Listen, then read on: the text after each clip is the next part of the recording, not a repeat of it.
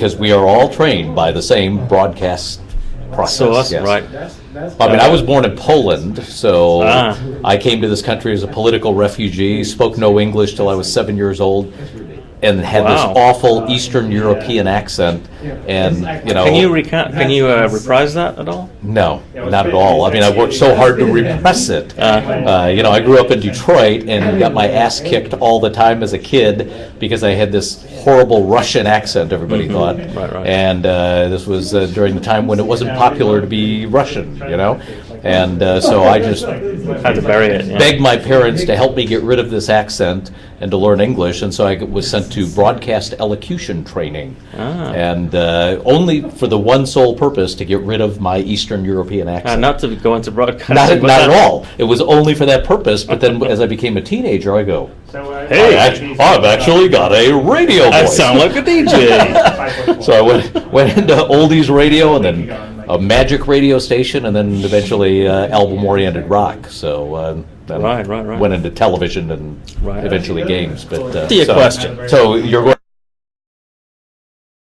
to have Midwestern newscasters, people doing this. I've got the idea that we might use automated voices on some very distant outposts where you're just flying through some area where it's very cold and they don't want to put life support in places.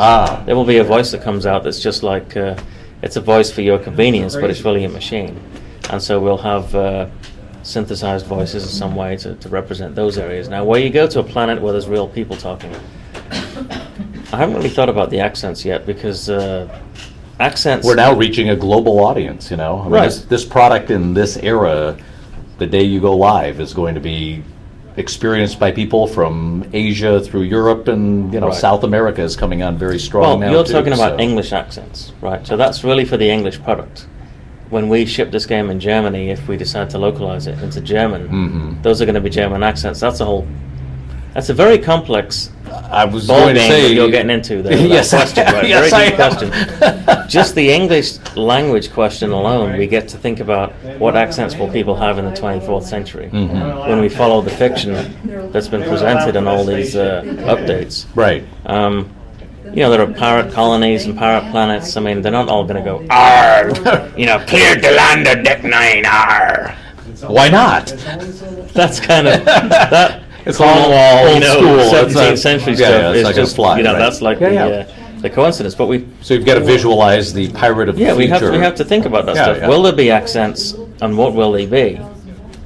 And it's an interesting question. It might be something that we solve simply when we get an actor in the booth and respond to their creativity, because a lot of times actors have a lot of ideas, and they're people that pretend and imagine. They have if they're real actors, not like the voices that we used in Wing Commander, the original, which was we didn't know what we were doing. Well, it was the staff. You know, everybody came in and did bit pieces. The first round of professional actors that we brought in were all voiceover people too, that did narration and Joel Block type folks, no offense, but they're not dramatic character actors. They don't do drama. So we really needed radio drama actors, and for Wing Commander 2, they were mostly very strong sounding, but regular voiceover characters.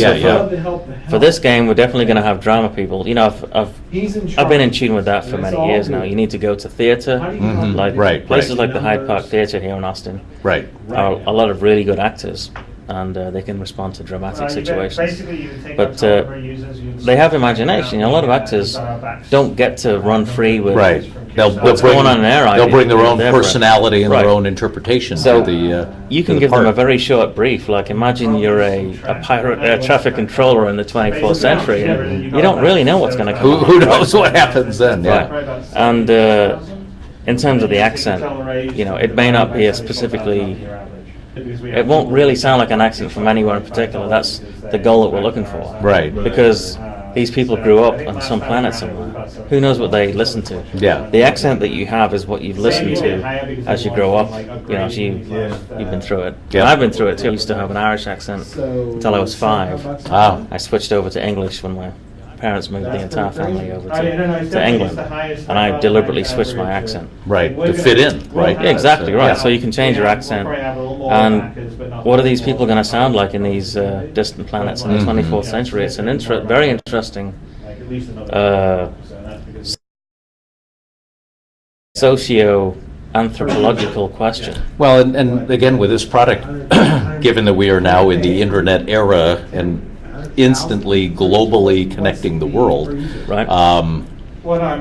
English is arguably perhaps, but sort of the universal language of the world, and in so many nations now it's being taught as a second language. It's the language also that is spoken by air pilots all around right. the world. Yes, it is. And stuff. True that. More to the point you're making. Right. So imagine what it's going to be like out in space. So if you have that as kind of the basis of the game anyway, so that you can be globally accessible day one. I mean, we're not talking anymore about shipping different localized versions in different countries. Right. You're suggesting that we only ship English because we're going to tell everybody it's the future and everyone speaks English. Well, not exclusively, but I think what makes it interesting is to have some of the characters, good and bad, be in other languages. So you can introduce other languages and have other languages in there that people of those languages will sort of understand among themselves, but not necessarily everyone will. Right. That presents a new challenge for you as players, that don't speak Portuguese or whatever else you throw in there. I mean, I think you can have some fun with that in an interesting way that still brings the world into the game, but still gives it a commonality and a key to reach a global audience instantly. Back in the day, we had 6 months, 12 months or more to localize, and port products to different platforms and different territories. Because there was no simultaneous ship. Right, exactly. But now, you launch. Yeah, you want to capitalize on your marketing. It's global. Right. Day one. Right. You don't have a second chance. So, those decisions of how you reach,